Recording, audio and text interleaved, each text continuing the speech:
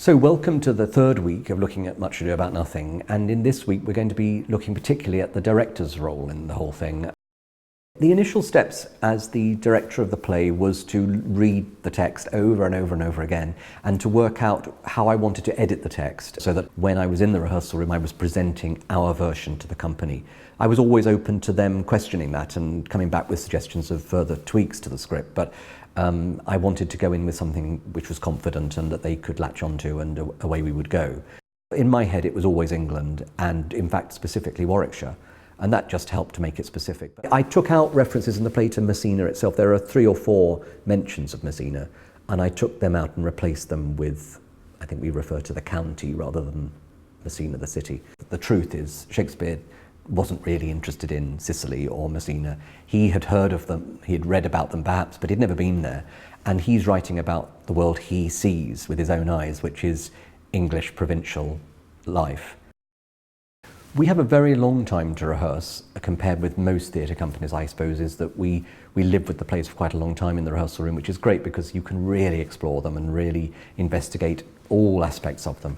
That's a great luxury, really, because in Shakespeare's day, they probably would have had barely any rehearsal at all.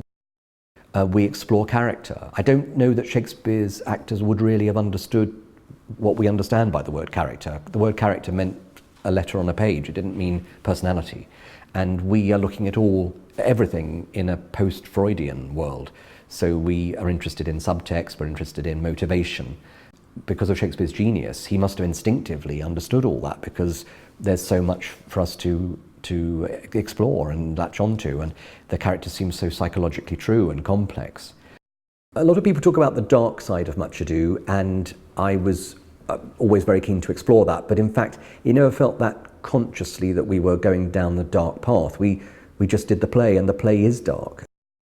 When you rehearse it, you become much more involved in the serious side than you do in the comedy, strangely. The comic scenes are quite few and far between. And most of the drama in the play is deeply serious, and you would imagine that you were just doing a drama rather than a comedy.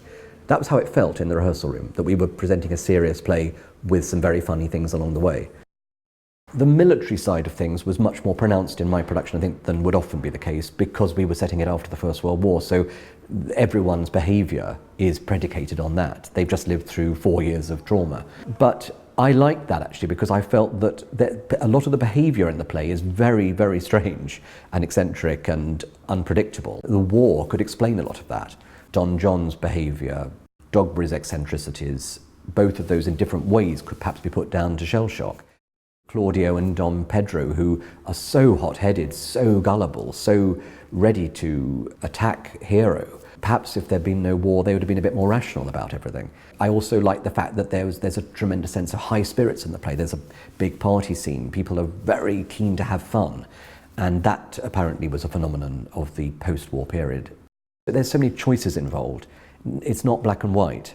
And then, having discussed it for about a week or so, something like that, it was high time to get on our feet. And we went through each scene and blocked it, which it means simply working out where people are going to stand and where they're going to sit, and the physical life of the play, the physical life of each scene.